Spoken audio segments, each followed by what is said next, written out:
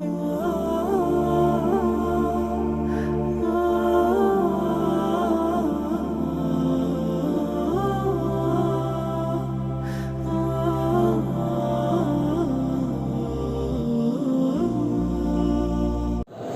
ہم لوگ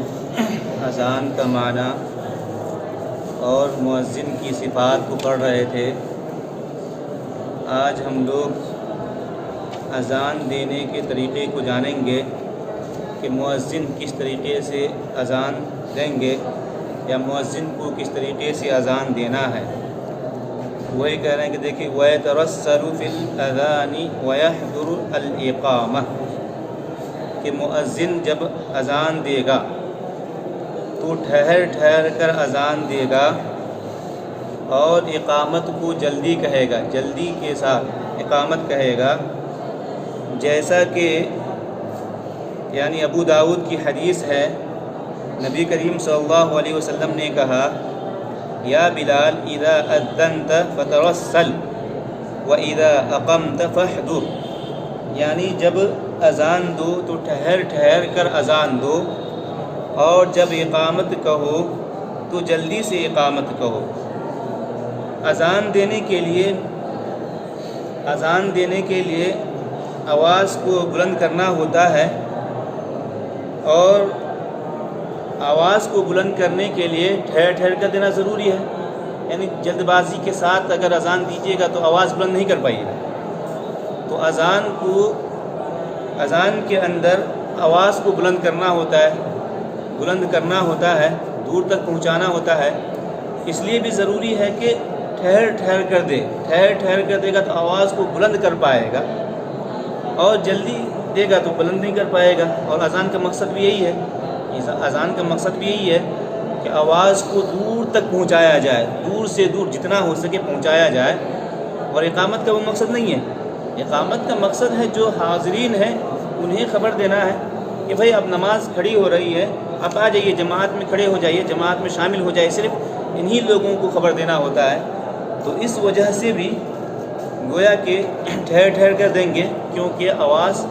بلند کرنا مقصد ہوتا ہے اذان میں۔ وہی کہہ رہے ہیں کہ وَيَتَرَسَّلُ فِي الْأَذَانِ وَيَحْضُرُ الْإِقَامَةَ، کہ اذان میں ٹھہر ٹھہر کر دے گا، اذان کو ٹھہر ٹھہر کر دے گا اور اقامت میں جلدی کرے گا۔ وَيَقُولُ فِي آذَانِ الصُّبْحِ بَعْدَ الْحَيْعَالَةِ الصَّلَاةُ خَيْرٌ مِّنَ النَّوْمِ، تو کہہ رہے ہیں کہ وہ اذان یعنی صبح کی اذان میں حی علی کے بعد، یعنی حی علی الصلاۃ حی علی الفلاح کے بعد، یعنی اس کلمے کا اضافہ کرے گا الصلاۃ خیر من النوم، یعنی فجر کے لیے 2 اذان جائز ہے، جیسا کہ آگے پڑھیں گے آپ کہ ایک اذان طلوع فجر سے پہلے اور ایک اذان طلوع فجر کے بعد۔ جو طلوع فجر سے پہلے جو اذان دی جاتی ہے وہ اس کا مقصد حدیث کے اندر یہی بتلایا گیا ہے کہ سونے والے کو جگایا جائے، تاکہ سونے والے کو جگایا جائے، یہاں تک کہ وہ جاگ کر سحری کھانا ہے تو سحری کھا لے، کسی کو وطر وغیرہ پڑھنا ہو تو وطر پڑھ لے، یعنی تنبیہ کے لیے وہ اذان دی جاتی ہے جو کہ طلوع فجر سے پہلے، اور دوسری اذان طلوع فجر کے بعد فجر کی نماز کے لیے۔ اور یہ کہا جاتا ہے کہ دونوں اذان کے درمیان بہت زیادہ فرق نہیں ہونی چاہیے، دونوں اذان میں بہت زیادہ فرق نہیں ہونی چاہیے۔ کہتے ہیں کہ یعنی ربع ساعت یعنی پاؤ گھنٹے 20 منٹ، اسی طریقے سے ربع ساعت کے الفاظ آتے ہیں، یعنی علماء کرام کہتے ہیں کہ ربع ساعت یا اس سے کچھ اور بھی بڑھ جائے، اس سے زیادہ فاصلہ نہیں ہونا چاہیے دونوں اذان میں، جیسا کہ حدیث کے اندر خود یہ بتلایا گیا کہ وہ نیچے اترتے تھے اور پھر وہ چڑھتے تھے، یعنی ایک امام نیچے اترتے تھے، دوسرے امام چڑھتے تھے، یعنی بہت ہی کم فاصلہ ہوتا تھا۔ تو بہت زیادہ فاصلہ دونوں اذان کے درمیان نہیں ہونے چاہیے، بلکہ ربع ساعت علماء کرام کہتے ہیں کہ ربع ساعت۔ تو یہاں پہ کہا گیا کہ حی علی الصلاۃ یعنی بعد الحی علی، یعنی حی علی الصلاۃ حی علی الفلاح کے بعد یعنی الصلاۃ خیر من النوم، یعنی نماز نیند سے بہتر ہے۔ تو اس کا اضافہ ہم اذان ثانی میں کریں گے، یعنی وہ اس اذان میں جو فجر کے لیے دی جاتی ہے، اس اذان میں جو فجر کے لیے دی جاتی ہے، اس اذان میں ہم اس کا اضافہ کریں گے کہ نماز یہ کیا ہے، نیند سے بہتر ہے۔ پہلی اذان میں ہم اس کلمے کا اضافہ نہیں کریں گے۔ کیوں نہیں کریں گے؟ اس لیے کہ ہو سکتا ہے کہ کسی کے لیے سونا ہی نماز سے بہتر ہو، نفل نماز یعنی اس وقت نفل نماز کا وقت ہوتا ہے، ہو سکتا ہے کسی انسان کے لیے اس وقت سونا ہی بہتر ہو تاکہ وہ فرض کو اچھے طریقے سے پڑھ سکے، اس کے اوپر نیند کا غلبہ ہو۔ یہ نہیں کہا جا سکتا ہے علی الاطلاق کہ نفل نماز بہتر ہی ہو، لیکن فرض نماز تو بہتر ہے نیند سے، فرض نماز تو ہر حال میں بہتر ہے۔ تو اس کلمے کا جو اضافہ ہم کریں گے اذان ثانی میں، ہم کیا اس کلمے کا اضافہ کریں گے کہ الصلاۃ خیر من النوم، کہ نماز کیا ہے، نیند سے بہتر ہے۔ اور یہ کہتے ہیں کہ دونوں اذان میں ہم فرق کیسے کریں گے، یہ کون سی اذان ہے، ان دونوں اذان میں کیسے فرق کریں گے؟ تو کہتے ہیں کہ وہ اذان طلوع فجر سے پہلے اس کو دینا ہے، طلوع فجر سے پہلے، اور یہ طلوع فجر کے بعد، اور طلوع فجر کے بعد جو اذان دیں گے اس میں الصلاۃ خیر من النوم کا اضافہ کرنا ہے، الصلاۃ خیر من النوم کا اضافہ اس میں کرنا ہوگا۔ ان کے ذریعے سے ہم کیا ہے، ہم اذان ثانی کو پہچان سکتے ہیں کہ یہ فجر کی نماز کے لیے اذان ہے، اور اس اذان کو ہم صرف رمضان ہی میں نہیں بلکہ پورے سال اگر ہم چاہیں تو اس اذان کو ہم دے سکتے ہیں۔ جیسا کہ حدیث کے اندر خود نبی کریم صلی اللہ علیہ وسلم نے کہا، ان بلالا یؤذن بلیل فکلوا واشربوا، یعنی ان بلالا یؤذن بلیل، یعنی رات میں اگر وہ بلال جب اذان دے، فکلوا واشربوا حتی یؤذن ابن ام مکتوم، یہاں تک کہ ابن مکتوم اذان دے دے، تو یہ دو اذان فجر کے لیے کیا دو اذان ہیں۔ تو دو مرتبہ یہ کہا گیا کہ دو مرتبہ، یعنی حی علی کے بعد، حی علی الصلاۃ حی علی الفلاح کے بعد فجر کی جو دوسری اذان ہے اس میں الصلاۃ خیر من النوم کا اضافہ کریں گے، مرتين، دو مرتبہ کریں گے،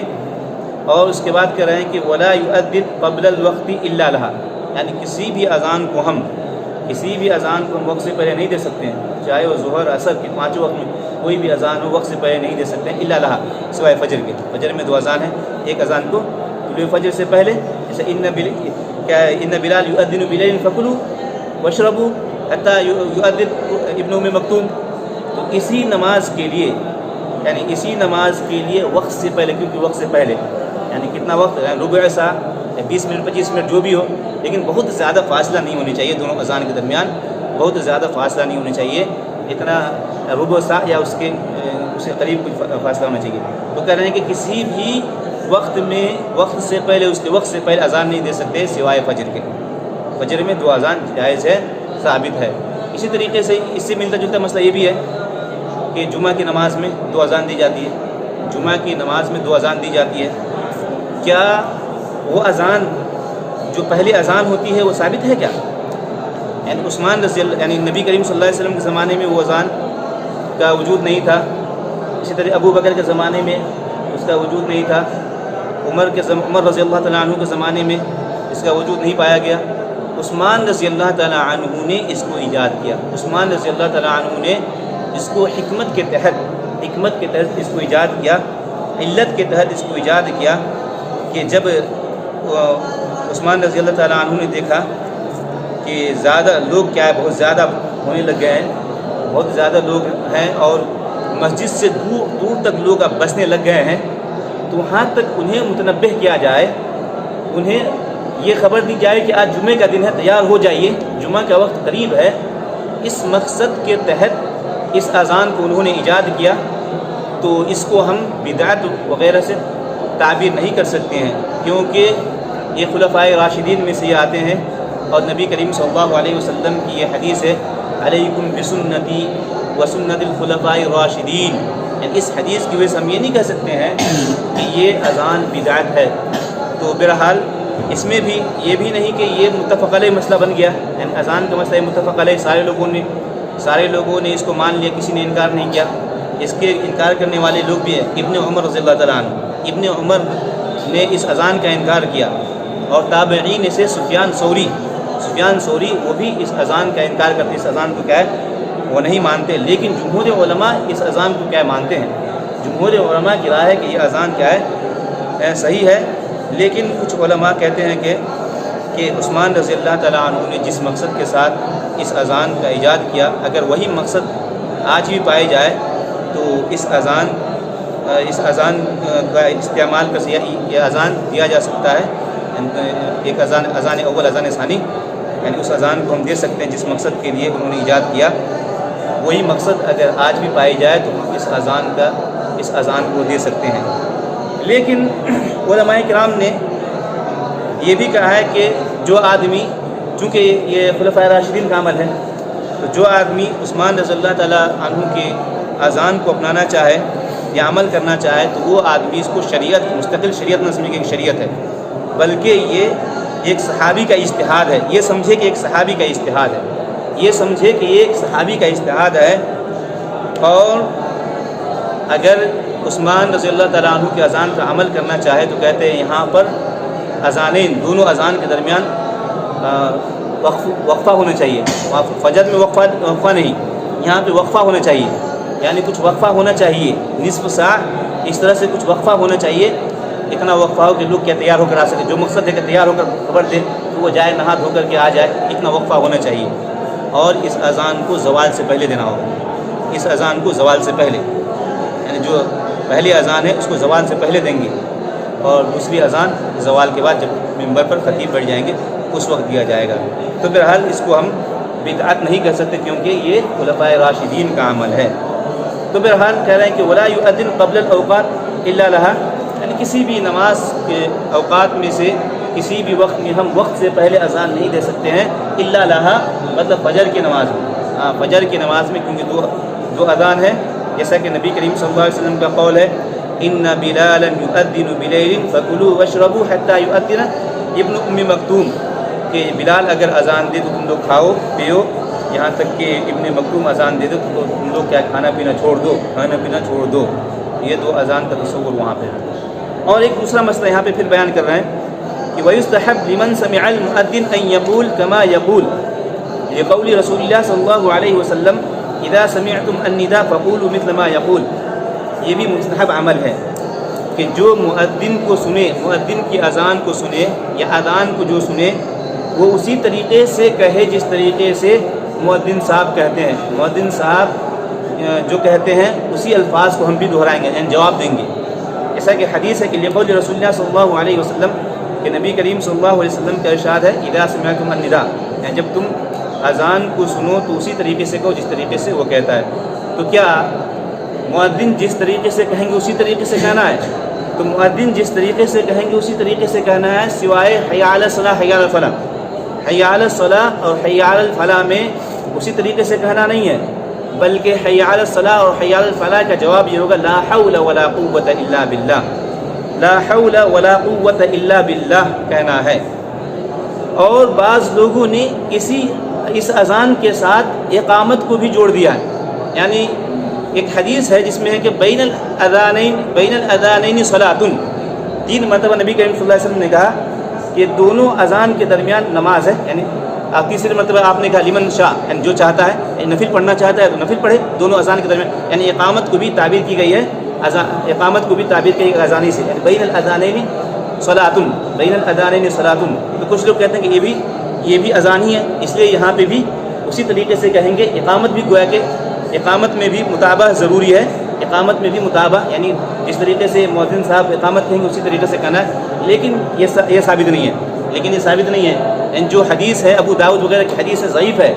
یعنی جو حدیث ہے کہ اقامت بھی اسی طریقے سے کرنا، کیونکہ حدیث میں بین الاذانین اقامہ کہا، صلاۃ کہا ہے، دونوں اذان، یعنی اس کے بھی اذان کا نام دیا ہے۔ تو یہاں پہ اذا سمعتم النداء فقولوا، وہ بھی ندا ہے، وہ بھی اذان ہی ہے، تو وہاں پہ بھی کرنا ہے کیا؟ تو وہاں پہ نہیں کہنا، اذان ہی میں جواب دینا، اذان ہی کا جواب دینا، جس طریقے سے مؤذن صاحب الفاظ کہیں گے اسی طریقے سے ہم بھی کہیں گے، اس کا جواب دیں گے، سوائے حی علی الصلاۃ حی علی الفلاح۔ حی علی الصلاۃ میں، حی علی الفلاح میں لا حول ولا قوۃ الا باللہ کہیں گے۔ اور اقامت میں بھی ہم کیا ہے مطابقت نہیں کریں گے، یعنی جواب نہیں دیں گے، بلکہ وہ صرف جو بھی اقامت کہنا وہ اقامت کہیں گے، اور لوگوں کو مطابقت کرنے کی ضرورت نہیں، کیونکہ جو حدیث اس کے متعلق ہے کہ اقامت میں بھی مطابقت کرنا ہے، یہ ضعیف ہے، صحیح نہیں ہے، صحیح نہیں ہے، صحیح ابو داؤد وغیرہ کی حدیث وہ صحیح نہیں ہے۔ تو گویا کہ صرف اذان ہی میں مؤذن صاحب جیسے ایسے کلمات ادا کریں گے، کہیں گے، اسی طریقے سے ادا کرنا ہوگا، سوائے حی علی الصلاۃ حی علی الفلاح، حی علی الصلاۃ حی علی الفلاح میں یہ کیا ہے، وہ کہیں گے لا حول ولا قوت الا باللہ، یعنی دیکھیے حی علی الصلاۃ، یہاں پہ تو ٹھیک ہے اللہ اکبر اللہ اکبر، یہ اللہ تعالیٰ کا ذکر ہے، تکبیر ہے، اللہ اکبر کہہ رہے ہیں آپ بھی کریں اللہ اکبر، اشہد ان لا الہ، آپ بھی کریں اشہد، یہ سب کیا ہے، ذکر اللہ ہے، یہ ذکر اللہ میں تو ٹھیک ہے، ذکر اللہ میں تو ٹھیک ہے کہ وہ جو کہہ رہے ہیں آپ اسی ذکر کو دہرا رہے ہیں، جواب دے رہے ہیں، لیکن حی علی الصلاۃ کو ایک ندا ہے کہ آؤ نماز کی طرف، آؤ نماز کی طرف، تو آپ بھی کہیے گا کہ آؤ نماز کی طرف، آپ کو جواب نہیں دیجیے گا۔ تکبیر میں تو ٹھیک ہے، تکبیر میں تو ٹھیک ہے کہ اللہ اکبر کہہ رہے ہیں تو آپ بھی اللہ اکبر، اشہد ان لا الہ تو آپ بھی اشہد ان لا الہ، لیکن حی علی الصلاۃ یہ گویا کہ ایک ندا ہے، آواز ہے کہ آؤ نماز کی طرف، آؤ نماز کی طرف، تو ایسے وقت میں آپ یہ نہیں کہہ سکتے ہیں کہ آپ بھی اس کی جگہ میں تو آؤ نماز کی طرف، بلکہ اس وقت آپ یہ کہیے گا کہ اس نماز سے روکنے والی کوئی طاقت نہیں سوائے اللہ کے۔ آپ یہ جواب دیجیے کہ نماز سے روکنے والی کوئی طاقت ہے ہی نہیں اللہ تبارک و تعالیٰ کے علاوہ، اللہ تبارک و تعالیٰ کے علاوہ کوئی ذات کسی کو روک نہیں سکتا، یہ کہیے گا آپ۔ تو گویا کہ ایک ہی، یعنی حی علی الصلاۃ اور حی علی الفلاح میں لا حول ولا قوت الا باللہ کہے گا، جیسا کہ یہاں پہ ایک حدیث کو بیان کیا گیا ہے، مسلم کی حدیث ہے کہ اذا قال المؤذن اللہ اکبر اللہ اکبر فقال احدکم اللہ اکبر اللہ اکبر ثم قال اشهد ان لا اله الا الله فقال اشهد ان لا اله الا الله ثم قال اشهد ان محمدا رسول الله فقال اشهد ان محمدا رسول الله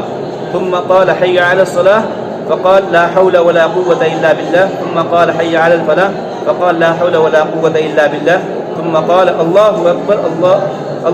اكبر فقال الله اكبر الله اكبر ثم قال لا الہ الا اللہ فقال لا الہ الا اللہ مخلصا من قلبه دخل الجنہ، یعنی خلوص کے ساتھ،